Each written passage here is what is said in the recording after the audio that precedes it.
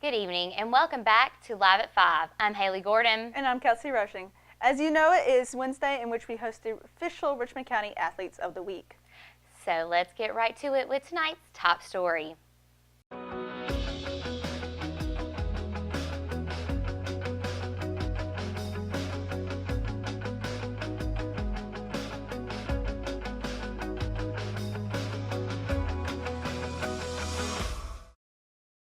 On October 13th, the Richmond County Sheriff's Office arrested Damian Massey of Rockingham after making several controlled purchases of heroin from him. He was charged with possession of firearms by convicted felon, multiple counts of possession of a controlled substance with the intent to manufacture, sell, or deliver, and 2 counts of maintaining a vehicle for a controlled substance. Massey was arrested and placed in Richmond County Jail under a $100,000 secure bond. On Wednesday, November 8th, First Health of the Carolinas will join communities throughout the United States in hosting the 9th annual Shine a Light on Lung Cancer Vigil, an educational event that focuses on lung cancer treatment and support while honoring those who are living with lung cancer or have been lost to the disease. Lung cancer is the leading cause of cancer death among both men and women, contributing to more cancer deaths than colon, breast, and prostate cancers combined. First Health formed a partnership with the Lung Cancer Alliance, a national advocacy and support organization, for a program called Shine a Light. This will be held from 6 to 7 p.m. at the Clara McLean House in Pinehurst. The program will feature patients who will share their personal stories of lung cancer survival and a lighting ceremony in Clara's House Healing Garden. For more information or to register for First Health Shine a Light on Lung Cancer Vigil, call 1-800-213-3284. For more information on cancer services provided by First Health of the Carolinas, visit nccancercare.org. In this week's edition of the RO's exclusive Local Business Spotlight column, contributor Cleve Baxley meets with Todd Tillis, the owner of Todd's Computer Sales and Service. Todd's Computers is a local business in Uptown Rockingham that specializes in computer services. To contact the store, call 910-817-7005 or you can visit their website at www.toddscomputerstore.com. To read the full interview, visit the RO's website at www.richmondobserver.com. On Tuesday morning, Richmond Community College made a major announcement that will benefit future teachers. The Robinette family sponsored a scholarship named the Lois Smith Memorial Scholarship for Future Teachers. Dr. Dale McInnes, president of Richmond Community College, announced the Robinette family will be providing 5 $2,000 scholarships every year to students who have chosen to be on the pathway to become a teacher. The scholarship will be available to selected students who are enrolled in Richmond Community College's education program for a Bachelor of Science in Elementary Education. However, the scholarship will also be available to those future teachers who wish to spend their first 2 years at RCC and then transfer to a 4-year public university in North Carolina. Richmond Community College will be hosting piano lessons from February 6th to March 29th. Learn to play from a Juilliard trained instructor in this 16-lesson class. You'll learn the basics to playing the piano and be able to play a song by the end of your first lesson. The cost is $75 and the sessions will be held on Tuesdays and Thursdays from 6:30 p.m. to 8 p.m. and classes will be held in the Cole Auditorium.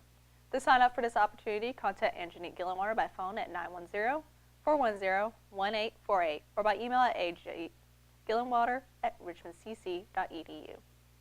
If you didn't know, Richmond County was well represented in the State Fair in Raleigh this week.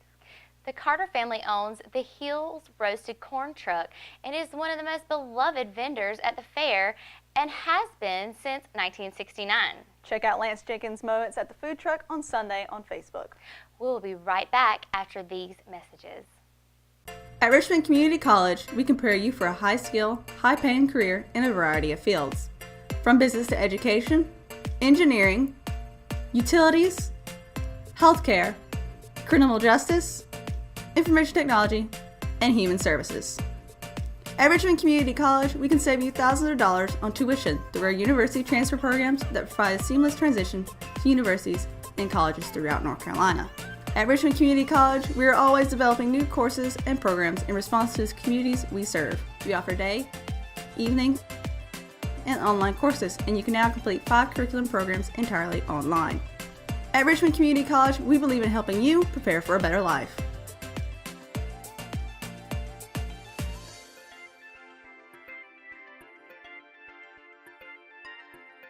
Richmond Community College. Local college, big impact.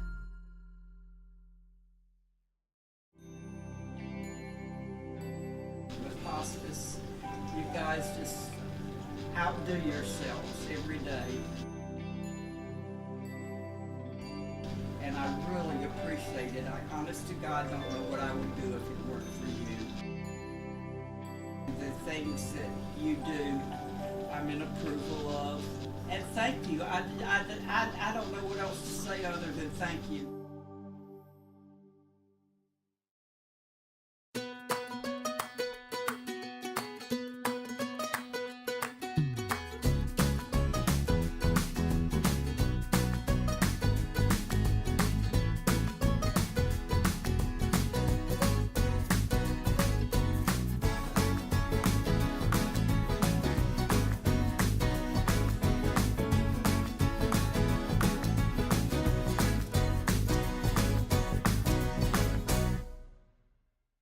And welcome back into tonight's edition of Live at 5. I'm Managing Editor Kyle Pillar.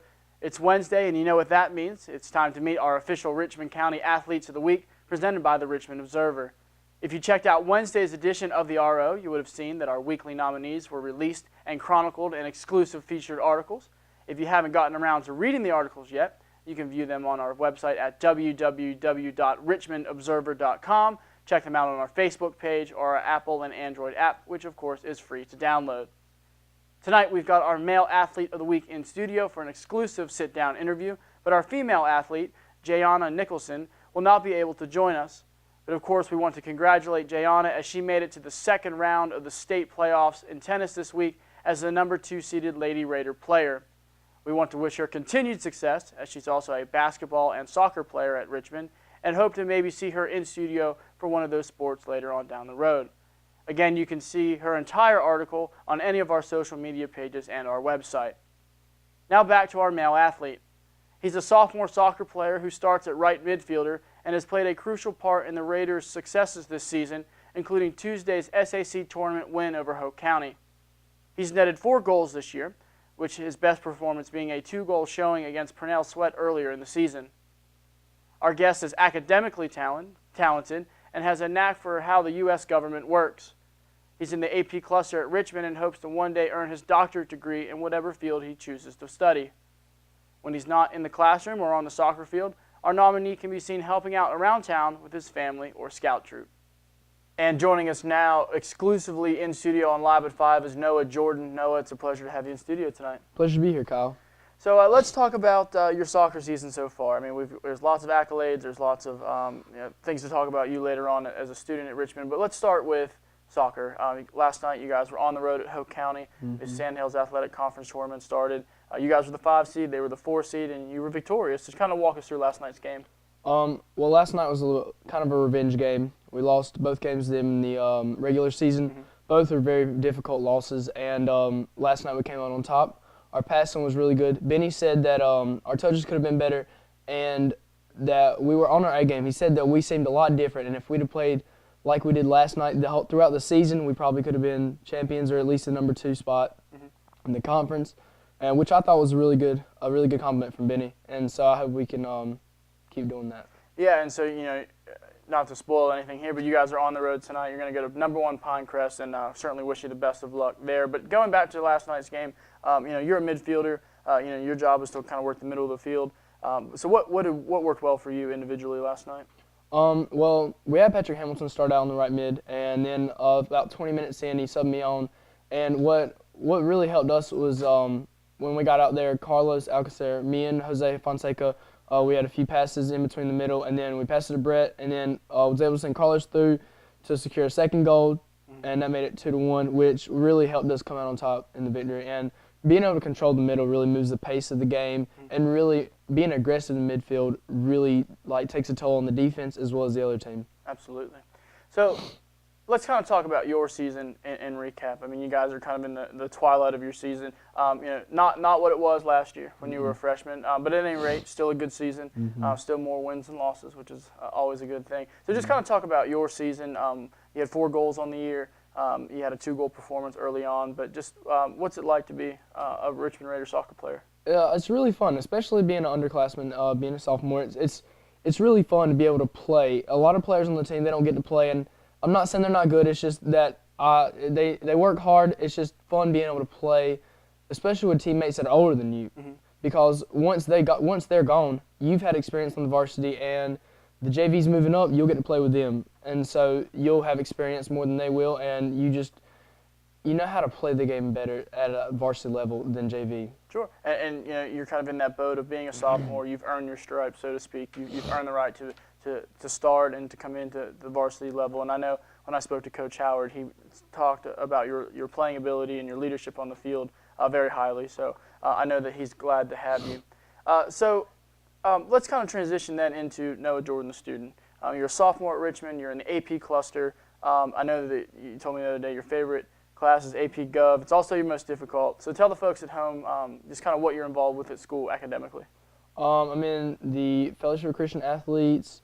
I'm in the Beta Club, and I'd also like to be in the Senate later, my junior year and my senior year. And I'd also like to be in the, what is the other club called? Oh, the National Honor Society. National Honor Society, yes. And so you're also thinking about kind of switching over to classes too. You're taking a lot of hard AP courses. I mean, not a lot of people understand how rigorous, you know, that cluster is, the AP cluster is. So I know you want to do dual enrollment as a junior. So kind of explain to us, you know, why you want to do dual enrollment and how that can benefit you. Well, dual enrollment, it's like an AP class, but at the same time it's not. It counts as AP GPA, which is really good because colleges look at that. They look at 4.5 GPA and they're like, that's great, but what if my GPA is like a 4.9? Then that would really set me out from other students who are playing sports, but they're also academically doing well in school. What's your GPA right now? It's about a 4.6. A lot better than mine. And I see that's becoming a common theme on Wednesday's edition of Live at 5 because everybody always had a higher GPA than me. Hey, but folks, I turned out all right. So talk about the AP Gov class. It is your favorite. What about it is the best thing? In today's time, a lot of people talk about their political views, and that often causes arguments and backlash against people. But in this class, we don't talk about that. We talk about the structure of the government and how it works and what's below each layer of government. It's really fun on how we talk about it and discuss it, and we don't really have arguments, which I think is like the best part about the class. Sure. And you know, having that firm understanding is definitely, it gives you a step up, and especially in a time where, like you said, everything is so politically driven, and to have that firm foundation kind of gives you a step up. So kind of transitioning then into some other things that you're involved with at school. You mentioned that you're in Beta Club. You talked about you know, let's kind of talk about some of the volunteering that you do through Beta Club or throughout the community too.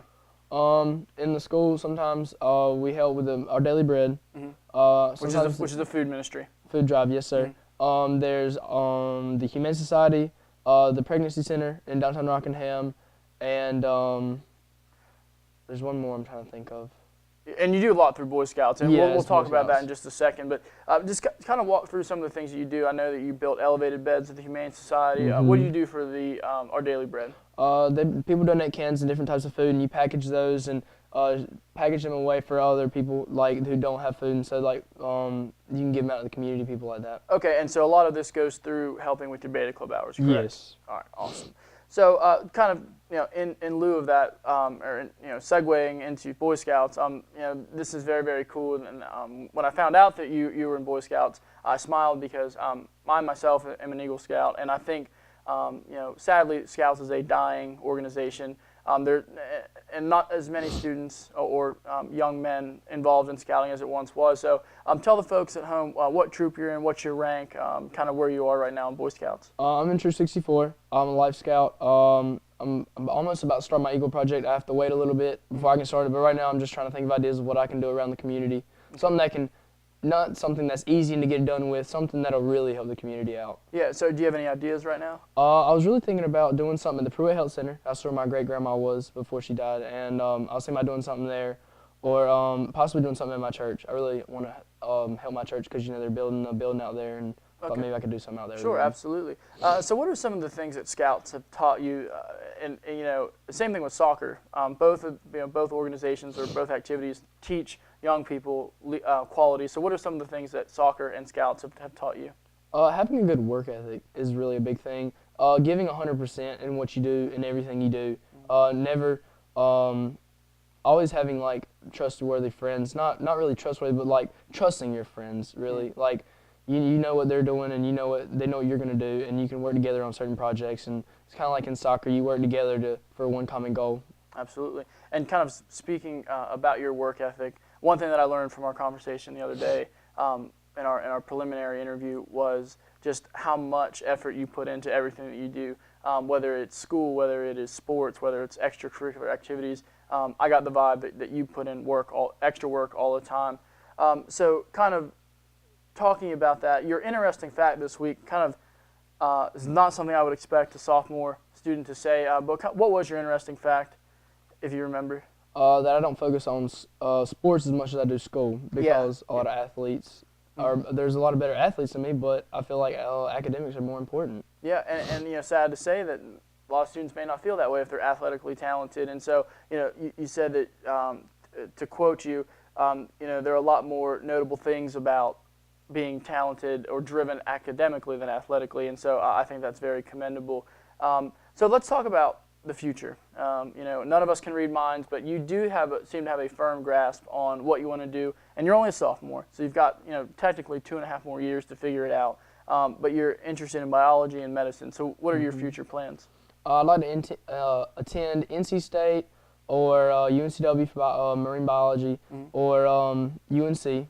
It's a wide range of colleges I like to go to because they all offer really good degrees that I would like to go into, mainly with math and science. Sure. And so what do you want to, what has gotten you to that point of liking math and sciences and the medicine? My mom has always tried to like or make me to read, and I can read well and I can comprehend. I can do comprehension questions, but in school it's just not fun to me. Math and science there's always a specific answer, or there's something you can work towards or work with to get an answer, and that's just the way my brain works, and I just find that more interesting than reading and things like that. Well, and I will tell you, as an English teacher, I agree with you. There's definitely not a concrete. You don't solve for X. You're not looking for to solve the lateral equation. Reading is very kind of up in the air. But certainly, you're on the right path, and I wish you success as you move forward in school. You are a straight A student, yes, sir. Obviously with a 4.6. That's probably standard. But a couple of things left before we wrap up our segment tonight. We always like to ask our official student athletes who their mentor is, and you automatically you were able to come up with not one but two people who are really important in your life. So kind of tell us who those people are, what they do for a living, and why they're a mentor to you. I'd have to say my mom and dad, and a lot of people would say, well, that's common, but to me, they are. My mom, she grew up in East Rockingham, really poor, but she always put her education in front of everything. She's always had it hard in school when it comes to like a harder subject. So I like math and science. She struggled, but she's always prepared me for the real world. She's always introducing me to new things to help me in the real world and to make it mine for the taking. And that sounds selfish, but she wants me to be successful, and she doesn't want me to be, so she says, a ditch digger. And my dad, he's a really big influence because growing up, he didn't have to do any homework. He was a C student. He was a slacker in school. But what he did is he went in the military, straightened up, got his act together, went to X-ray in the military, and got his degree there. Awesome. And so now he's successful doing that. So one story that you told me the other day was a story about how your mom makes you make the bed every day. And I laugh because even though it sounds kind of silly, there is kind of an underlying message there. So what was that story? Well, the other day she told me she read an article about how students who make their beds tend to often, function in society better. And she told me it builds a sense of routine and organization. And she says if I can get that down pat at a younger age, it would help when I get older. So kids, make your bed. There are studies out there, and Noah's mom, who works with Richmond County Schools, very smart lady, I know her. If she's saying that it's true, I would advise that you do it. So real quick before you go, what are some hobbies that you enjoy doing in your downtime? You're a very busy young man, so what are some things you enjoy doing? When I can, me and my dad like to go hunting. I like to go fishing in the summer because nothing really bites in the winter. I like to go four-wheeling sometimes, and I love to play pickup soccer on the weekends, soccer, tennis with my friends, and Yeah, I mean, you're always busy, always on the go, and you talked too about wanting to try out for the tennis team in the spring. So I wish you luck there. Folks, Noah Jordan in studio tonight. He's our Richmond County official male athlete of the week. Noah's just about to jump out of studio here to get on the bus to go to Pinecrest High School. So good luck tonight in the SAC tournament. Thanks for joining us tonight. thank you, Kyle. We've got a lot more coming your way after the break, so stay tuned to Live at 5.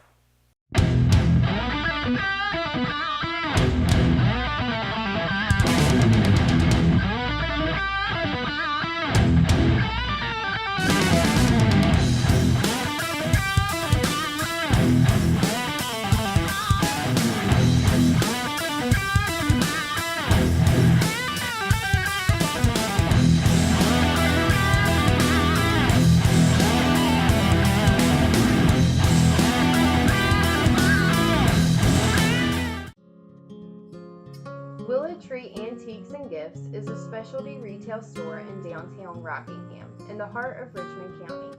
We are all about rustic, farm-style home decor and gifts. We offer a variety of antique, vintage, and new items. We love helping you make your house a home with unique, one-of-a-kind finds. We also have specialty gifts for all occasions.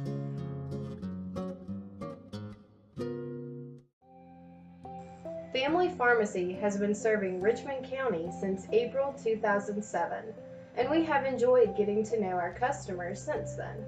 We take our jobs very seriously, and will do whatever we can to make sure you have what you need. Come visit us on Fayetteville Road in Rockingham, and we will treat you like family.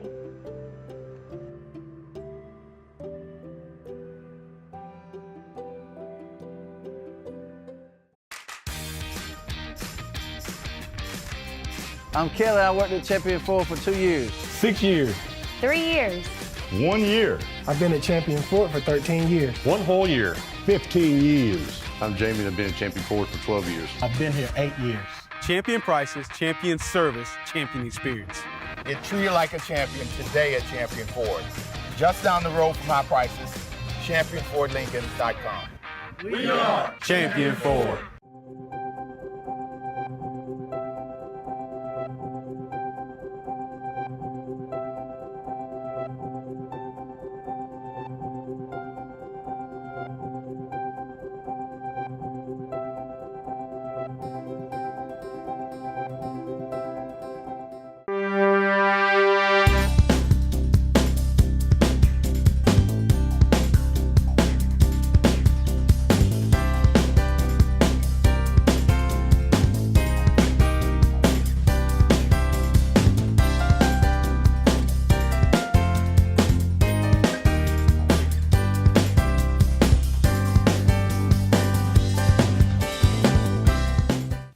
Richmond Community College will be hosting piano lessons from February 6th to March 29th.